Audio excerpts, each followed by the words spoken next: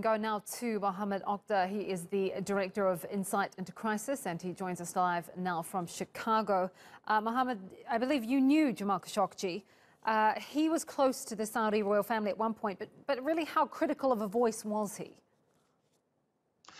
He was critical, particularly in the last 2 years, and particularly in the last year after he moved in exile to the United States in Washington. And he was extremely critical of Mohammed bin Salman more than anyone else in the royal family. And he kept saying to me and to many of his friends, this is not the Saudi Arabia he grew up in, and it is not the Saudi Arabia he would like to see in the future. He was extremely worried about the arrest of dissident. Many of them are his friends and my friends as well, and many of them disappeared, and he was worried that he cannot stay in Saudi Arabia before he left and speak his mind, and he had to go into exile.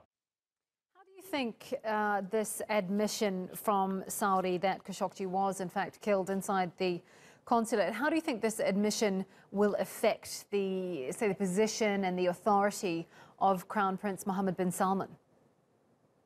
I mean, he is toxic right now. No one is buying this admission that he was not involved. We have many tweets and many comments from, for example, his brother, the ambassador to Washington.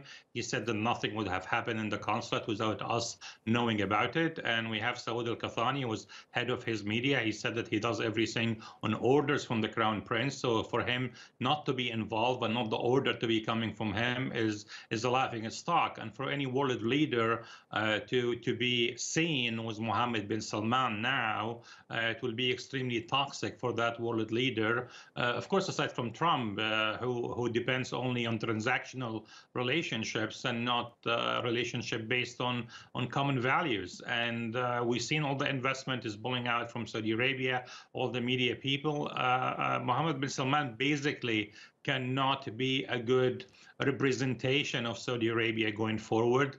And I think it will be very hard to do business with Saudi Arabia with him at the helm. Almost every analyst, every guest that we've had on the show in the past few hours has said there are too many holes in the statement from Saudi, that it doesn't make sense, that there are too many holes in the narrative. Do you think, though, that Saudi Arabia will be pushed at any point or by anyone to go beyond the statement that it's already given and provide more answers? The only way for Saudi Arabia to admit otherwise is for an official criminal investigation to come out of Turkey with the facts, with the details, with the tapes, with the DNA evidence, and of course, above all, with the body. Where is the body? They admitted to killing him, but where is the body? Is it in one piece? Is it intact? Where is the toxicology report for the body after it is being recovered? You know, there's just so many holes in it. And the only thing for it to be revealed is for us to have a body and for the Turkish authorities to reveal all the kind of evidence they have publicly, so we can hold Saudi Arabia accountable for killing my friend.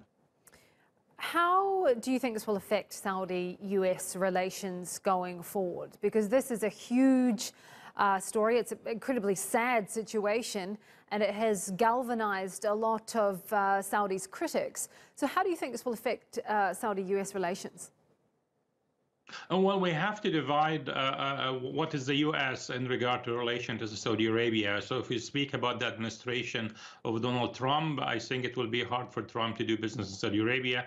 Even we're talking about the arms deal, and we're looking into a midterm election and a possible switch of the Congress to the Democrats. So the Democrats and other Republicans will have the power to embargo and veto any arms sales to Saudi Arabia. So that will be very hard for Saudi Arabia to do business in Washington, even with all the lobbying machine and the money they spend in Washington. Trump might be supportive for them, but they will have a hard time in Congress. On another level, on the media level, Jamal Khashoggi was a columnist for the Washington Post, the most eminent American paper, and that created a lot of anger within the media community, the journalist community. And I think Saudi Arabia will have a very hard time to portray themselves as reformers or as a catalyst for any kind of a positive change in the Middle East within the media community in Washington. So in all levels, I think the relationship of Saudi Arabia and the image of Saudi Arabia is going to be damaged here in Washington for many years to come. And the only way for them to change that or to have someone else on the helm aside from Mohammed bin Salman.